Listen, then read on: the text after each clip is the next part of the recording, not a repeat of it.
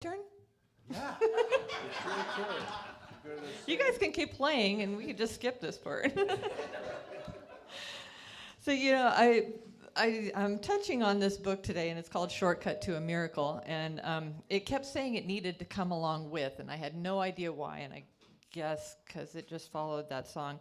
Michael asked me if I had any musical choices, preferences this week, and I'm like, no, I couldn't have picked a better song. Awesome. Awesome. All right.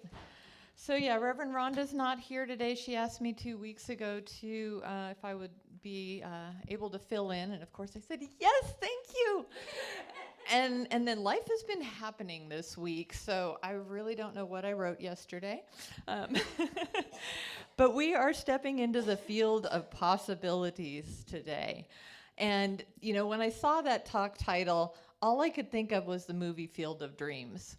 And I had not watched that movie since, 89, 90 when it came out. And I'm not a baseball fan. And so I'm like, yeah, that was a nice movie. But I watched it just a week or so ago because I had to. I was, if you build it, they will come. If you watch it, you will know what you're going to talk about. So spoiler alert, if you haven't seen the movie by now, I'm going to be talking about the movie. I'm also going to be talking a little bit about quantum physics, which is what this book is about, how quantum physics relates to science of mind and what we teach here. So, field of possibilities, field of dreams. So, and the other thing is that the talk is centered around what Robbie Jean read this morning. Particularly, our affirmative prayers have been getting really rather long. So I'm breaking it down, and we're going to start with the spiritual thought this morning, which is not only must we have complete faith in spirit and its ability to know and to do, but we must have complete confidence in our approach to it. We must not be lukewarm in our conviction. We must know what we know, that we know. And how often do we fall short of that? For me, it's like, okay, yeah, I have faith in spirit, sort of. I know it knows what to do, but can I let it? Can I have complete confidence in my approach to it? I'm often lukewarm in my convictions. Can I let it go entirely? I don't know.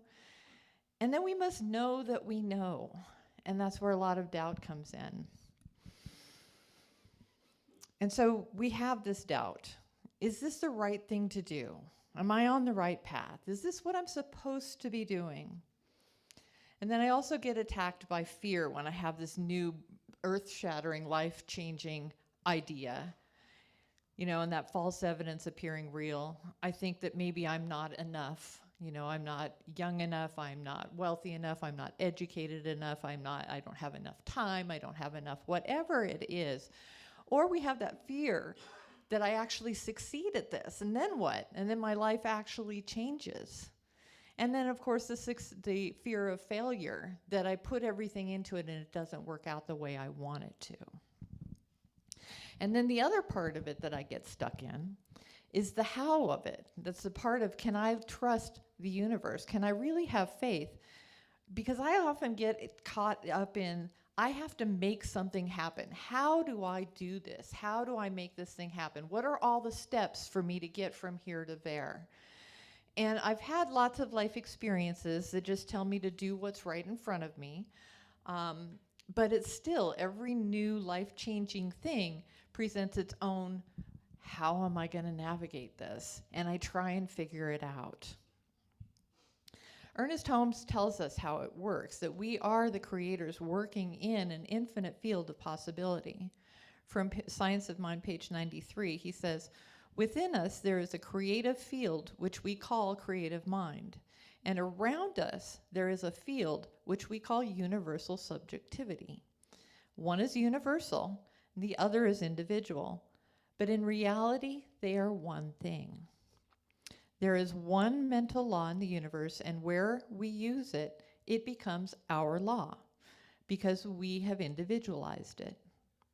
It is impossible to plumb the depths of the individual mind because it's not really individual, it is individualized. So we are using that one universal mind, individualized as each of us. So our affirmation this morning starts with, I loosen the grip of preconceived notions of what this day is to be about or how my life should be. And how often do we get stuck in this is how my life is supposed to play out. And either up until this point, we're happy with it, dissatisfied with it. You know, I do a lot of, well, not anymore, but I have in the past done a lot of, oh, I wish this was different. And when I go forward, it's like, how do I identify myself? Can I identify myself as something other than what I've previously known myself as? So here comes the movie. At the beginning of Field of Dreams, the movie opens with like kind of a montage of Kevin Costner, whose character is named Roy, his life and kind of how he got to where he is. And it starts with his childhood, his strained relationship with his father, his leaving home, going to college at UC Berkeley. He meets his wife. It's the 60s. They protest. And then they settle down into life as Iowa corn farmers. And he says, until I heard the voice, I'd never done a crazy thing in my whole life. And the voice said, if you build it, he will come. And he's like, build what? What am I supposed to do? And so the next morning, and this is what I love about the movie, the next morning he comes downstairs for breakfast. His daughter's eating breakfast at the kitchen table. There's a TV on, and the movie Harvey with Jimmy Stewart is playing on the television. And if you're not familiar with the movie, Jimmy Stewart has an imaginary, well, I'm going to call him invisible, because for Jimmy Stewart's character, Harvey is a very real 6-foot rabbit that only he can see. And so immediately Kevin Costner turns off the TV. He's like, no, I can't deal with that right now. It's just confirming this crazy thought in my head. I just can't have this. Next scene, he goes into town and he's in the local farm store. And in the background on, the store radio is crazy. You're crazy for la da da da da. So you have this reaffirmation that he's hearing voices in his head. He's crazy. What is he even thinking? So he's out on his tractor a little bit later, and he's, working his field, and he sees a big portion of his cornfield is now a baseball field. Okay, well, now the what has been answered. That's what he's supposed to build. And he's like, no, I don't know. What am I supposed to do? This is my income here. He tells his wife, and with her enthusiastic blessing, she's 100% on board and supports his vision. And how lucky he is to have that support. How often do we have these crazy ideas? And quite often in New Thought, we're told, don't share your idea, because you don't want the naysayers to poo-poo it, because we already have all those crazy thoughts going in our heads, right? The grocery, we're at the store and the crazy song is on, and and invisible rabbits are on TV. Those are signs that I shouldn't be doing it. But our heart is calling us into this. And so his wife recognizes that and gives him her blessing. So we have to loosen our grips on those preconceived notions, all those limitations. We have to get out of our comfort zone to be able to experience that something more. We have to let go of how life has been and how we think it should be to step into the field of possibilities. And Ernest Holmes says on page 414, to rise above the contemplation of conditions is to enter that field of causation which makes all things new in our experience. From this viewpoint, there is no hard and no easy to handle. All cases represent but different phases of human belief, and one would yield to the truth as quickly as another if we were sure of our spiritual position. So the second sentence of our affirmation this morning is, I am open to infinite possibilities and to a life force that is yearning to romp and play as me. And I love that our members were talking about that. Are we ready to romp and play? So at this point, I'm going to bring in the Shortcut to a Miracle book. And this is written by Michael C. Rand and Elizabeth Rand Arat. I'm not sure if that's how she pronounces her name, but that's how we're going today. And they talk about, in traditional Newtonian physics, the physics that we grow up with in school, it's an objective universe, right? We experience the universe with our five senses. It's quantifiable, it's measured, we can test it, we have predictable results, and if we don't, we adjust our theory and try it again. We believe it's a world of form surrounded by empty space. Quantum physics, however, says that we live in a universe that is an undivided whole, and that we are one with it, a part of it. It's a world of potentiality rather than predictability. And we actually participate in the operation of the universe. It responds to us. Studying quantum physics is a study of quantum particles. And these particles appear as either waves or as particles, responding to what the observer wants to observe. If the observer wants to observe these particles in time and space, they become waves. So they move through time and space. If the observer wants to observe the particle, it becomes an object. And so it instantaneously responds to whatever the observer's intention is. And particles tend to be in pairs, and they have what is known as spin. One will spin left, one will spin right, clockwise, counterclockwise, and they are paired this way. And if you change the direction of the spin of one, the other one will instantaneously change its spin to match, maintaining the opposite spins. Even if these particles are separated by large distances. And so that tells us that there is no time and space on a quantum level, that everything is happening instantaneously around us. And it is discovered that the universe is composed of this invisible quantum subatomic fields. Because we're talking fields today, right? So we have to bring in the quantum fields. And the fields exist throughout space and time. They are the medium through which energy is carried in the form of waves. And it's from these fields of energy that particles emerge. And these fields are endlessly flowing and moving and being drawn toward or repelled from other fields. And so when a thought moves in mind, it creates a field. And when that field interacts with another field, a particle emerges. And an idea begins to take form. And that's from this book. And so quantum science has proved what science of mind teaches.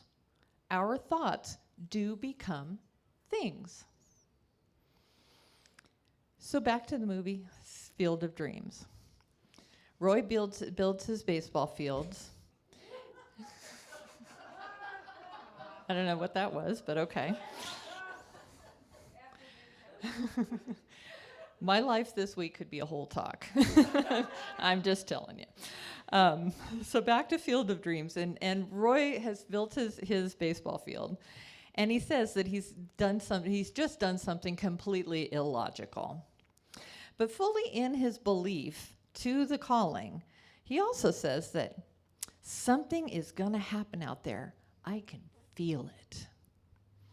And so winter passes, and the family is waiting. The savings are spent, and a good portion of their crop is gone. It's now a baseball field, including lights and bleachers, right? And they're becoming endangered of losing the farm.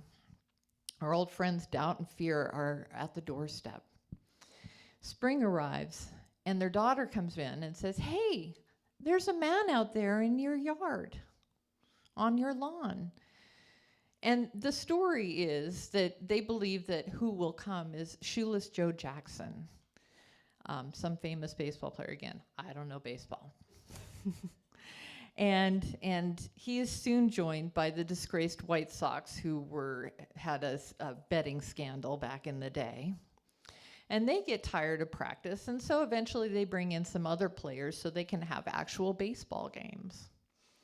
And only the family can see the baseball men, as they're called.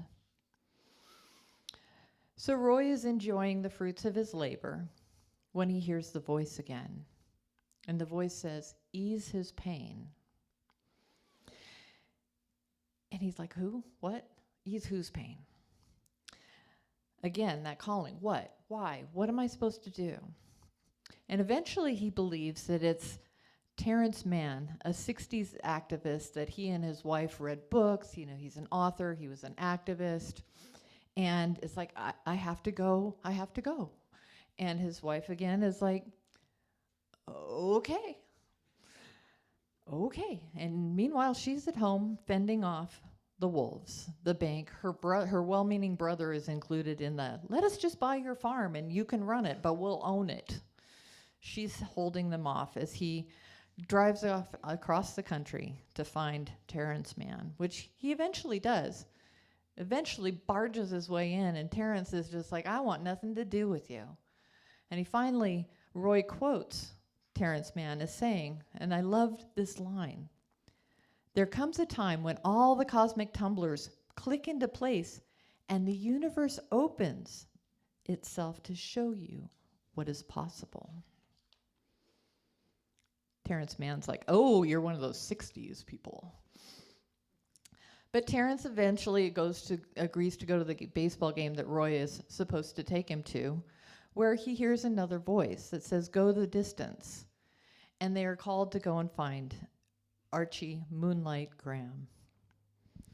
Which brings us to our affirmation, the third sentence. I am in childlike wonder made new today for at least a few precious moments. Terrence Mann joined Roy on this little quest because he wanted to see this magical baseball field. They do eventually track down Archie Graham, who has lived his life as a small-town doctor and has contributed to the town, is well-loved and well-respected, and he's, of course, passed on, and they've learned all about him. And one night, Roy goes out, they're in the hotel room, and Terrence calls his son, who's desperate, where's my dad? And Roy goes out, and he's transported back in time, where he gets to meet Doc Graham. And the doc tells him what a wonderful life he's had, how he's had this wonderful relationship with his wife, how he has worked with his town and all the contributions. And he had this dream as a young man to play in the major leagues. He was a minor league baseball player, and he had a dream of being at bat and winking at the pitcher in that knowing kind of way, just to kind of throw him off, right? But he's content. He doesn't want to go back. He doesn't want to go and play and back in time and do that. So they were like, okay. And Roy and Terrence jump in the van, and they start driving home. And as they're almost home, they pick up a hitchhiker, and it's the young Archie Graham. And so it's at this point that we're enjoying the fruits of their labor and their faith. They come as a child. They want to play. It's the wonder and the magic. And just as our affirmation says, we can enjoy this open-eyed wonder, maybe even only for a few precious moments. Terrence can see the baseball players. He's part of that inner magical circle. And the naysayers show up again. They're taking the farm, the bank is here, the well-meaning brother is here, and there becomes a tussle over the daughter, and she falls off the top of the bleachers, and she'd been eating a hot dog, and so she's choking. And, one of the really good parts is Archie is playing baseball, and he gets up to bat, and he winks at the pitcher, and the pitcher is he's like, what? He had his little dream of completely throwing off a major league pitcher by having a knowing, sly little wink. So Archie's playing ball. All the team members are like, hey, rookie, you're great. You're awesome. Good job. But the daughter falls and she's choking. And Doc Graham walks off the field into his older adult self, saves the daughter. And that's his true calling. He had his moment, and then he steps into what he was supposed to be doing in that lifetime. At that point, the brother's like, where'd all the baseball guys come from? The brother's eyes are now open too. It's unclear whether the bankers see it or not, but the brother is now, his eyes have been opened into this magic. But Roy is now wavering. The bank is here, he's been following his calling, and he's now moved back into responsibility. They're taking my farm. And he says, I better sell it now or we're gonna lose everything.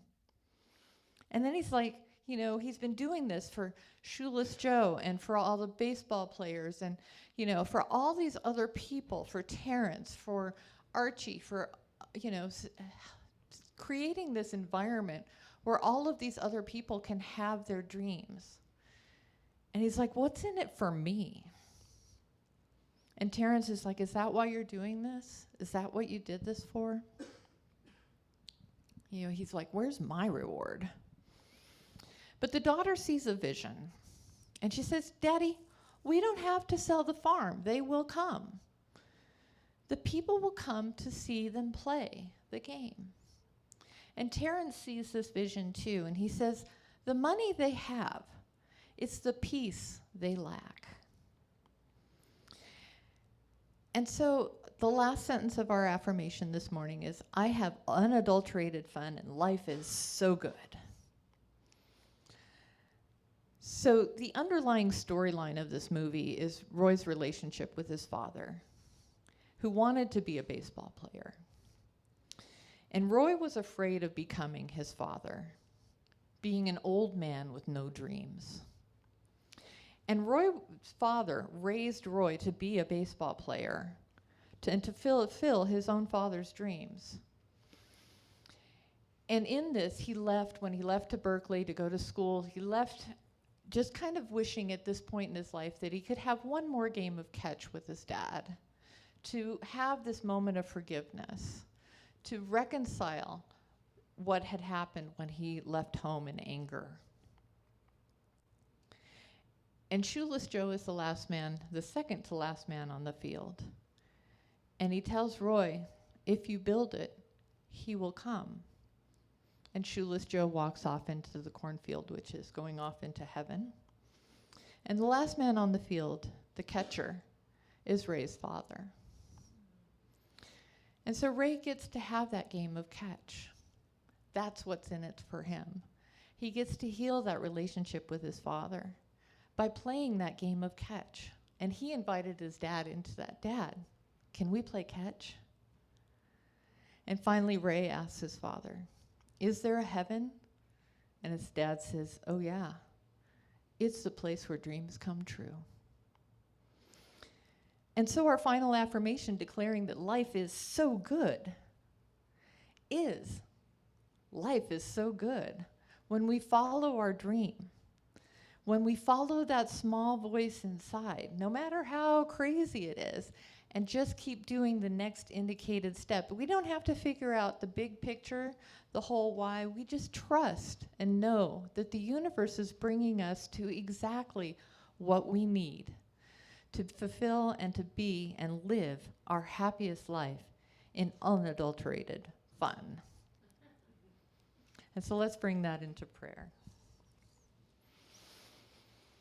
As we go within, bringing that vibration of joy and laughter and fun and wonder, knowing that all of that is God in expression. This one God, this one spirit, this one life playing through us, romping and playing, skipping and jumping and dancing, expressing itself as us. Each of us in our own unique way and our own unique journey, being that one expression of the all that is, that we are intimately and intricately connected to source, that we are integral in this thing called life, that without our participation, it just doesn't happen. And so we each joyfully, in our own way and our own path, play, dance, skip, celebrate. And as we do that, we follow our heart's calling, knowing that our heart brings us to that fulfillment of joy, of peace, of love. I'm so grateful for this knowing that all of us are walking this path home together, that we are holding each other's hands and that we are not alone, that we are held and that we are supported, and that we don't laugh at another person's dreams. We support them. We say, yes, you do it. What can I do to help? We are there. And I'm grateful. Grateful for this teaching and grateful for this opportunity to be here today. I release these words into the law of mind that only says, yes, please. Knowing it is done, I release it by saying, and so it is.